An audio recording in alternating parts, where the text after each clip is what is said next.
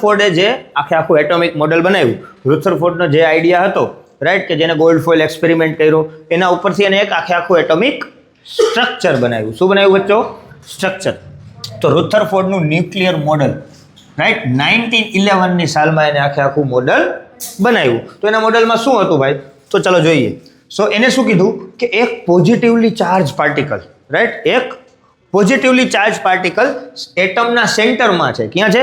એટમના સેન્ટરમાં. એટમના સેન્ટરમાં જે પોઝિટિવ ચાર્જ પાર્ટિકલ છે, એ સેન્ટરને એને શું નામ આપ્યું? ન્યુક્લિયસ. શું નામ આપ્યું? ન્યુક્લિયસ.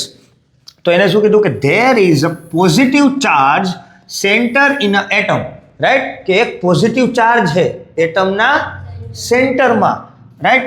એ એટમના સેન્ટરમાં જે પોઝિટિવ ચાર્જ છે એને આપણે શું કહીશું? ન્યુક્લિયસ કહીશું. શું કહીશું? Nucleus, right. અને nearly all the mass of the atom, એટલે કે એટમનો મોસ્ટ ઓફ ધ જે માસ છે, જે વજન છે, એ કોના વજન ઉપર ડિપેન્ડન્ટ છે?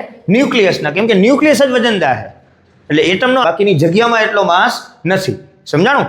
તો એને એ જ વસ્તુ કીધી કે all the mass of the atom reside in the nucleus. સમજાણું? ઇલેક્ટ્રોન છે, જે થોમ્સને ઇન્વેન્ટ કર્યું હતું, રાઈટ, ડિસ્કવર કર્યું હતું ને, કે ઇલેક્ટ્રોન પણ છે. તો ઇલેક્ટ્રોન શું કરે છે?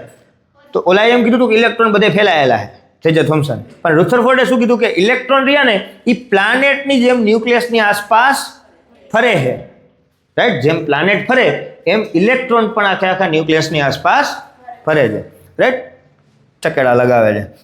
So the electrons revolve around the nucleus in circular path. જે ઇલેક્ટ્રોન છે એ સર્ક્યુલર પાથમાં ન્યુક્લિયસની આસપાસ ચક્કર લગાવે છે. સમજાણું? તો અહીંયા જો એટમ છે, એટમના સેન્ટરમાં શું છે? Positive charge. બરોબર? આ ન્યુક્લિયસ છે, ન્યુક્લિયસની અંદર શું છે? Positive charge. અને આ જે ઇલેક્ટ્રોન છે એ આની આસપાસ ફરે છે, રાઉન્ડ લગાવે છે. આ એટોમિક મોડલ હતું કેનું?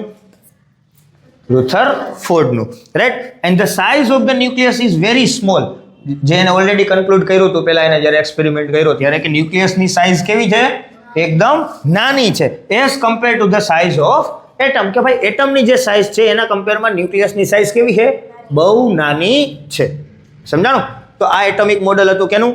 રુથરફોર્ડનું, રાઈટ. જો અહીંયા લખ્યું છે કે electrons are revolving around nucleus like planet revolve around sun, right. એટલા માટે આને પ્લાનેટરી મોડલ પણ કહેવામાં આવે.